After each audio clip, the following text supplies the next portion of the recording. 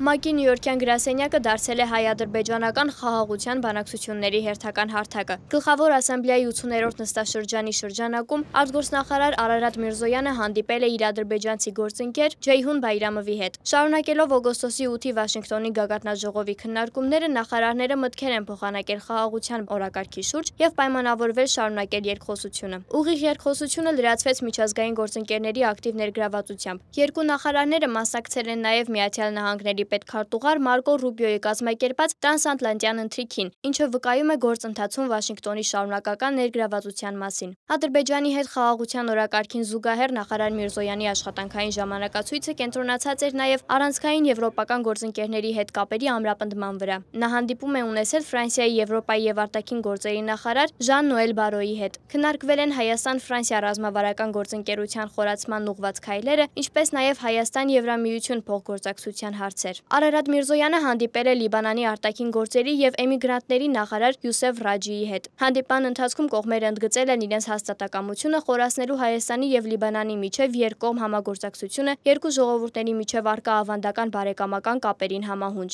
Խաղաղության պայմանագրի շուրջ քաղաքական բանակցություններին զուգահեռ օրակարգում մնում են հակամարտության հումանիտար հետևանքները։ Այս համատեքստում նախարար Միրզոյանը հանդիպել է Կարմիր խաչի միջազգային կոմիտեի նախագահ Միրյանա Սպոլյարի Ճեգերի հետ։ Կենտրոնական թեման Ադրբեջանում պահվող հայ ռազմագերիների եւ քաղաքացիական անձանց ազատ արձակման, ինչպես նաեւ Բաքվում Կարմիր խաչի գրասենյակի փակման պայմաններում նրանց այցելությունների կազմակերպման խնդիրն էր։ Զրուցակիցները հույս են հայտնել, որ Հայաստանի եւ Ադրբեջանի միջև օգոստոսի 8-ի Վաշինգտոնյան գագաթնաժողովի համաձայնություններով հաստատված խաղաղությունը կնպաստի նաեւ հումանիտար հարցերի կարգավորմանը։ Արարատ Միրզոյանը եւ Մոնղոլիայի պաշտոնակից Բաթմունղ Բացեցեգը ստորագրել են Մոնղոլիայի եւ Հայաստանի կառավարությունների միջև դիվանագիտական եւ պաշտոնական անձնագրեր ունեցող անձանց մուտքի արտոնագրի պահանջից ազատելու մասին համաձայնագրում փոփոխություններ կատարելու մասին արձանագրությունը։ Մինչև այդ դիվանագետները քննարկել էին երկկողմ հարաբերությունների ընդլայնման եւ փոխադարձ հետաքրքրություն ներկայացնող ոլորտներում կոնկրետ նախաձեռնությունների կյանքի կոչման հնարավորությունները։ Միրզոյանը հանդիպումներ է ունեցել նաեւ Ավստրիայի,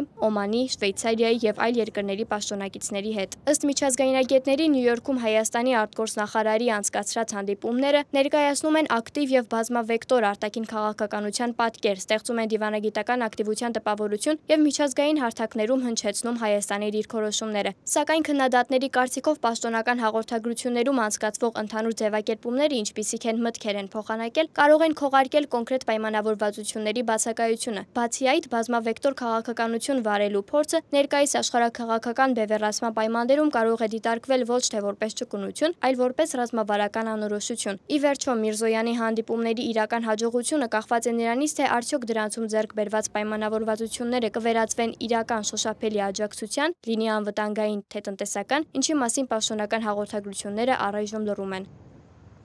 Աննա Հարությունյան, Reopen Media։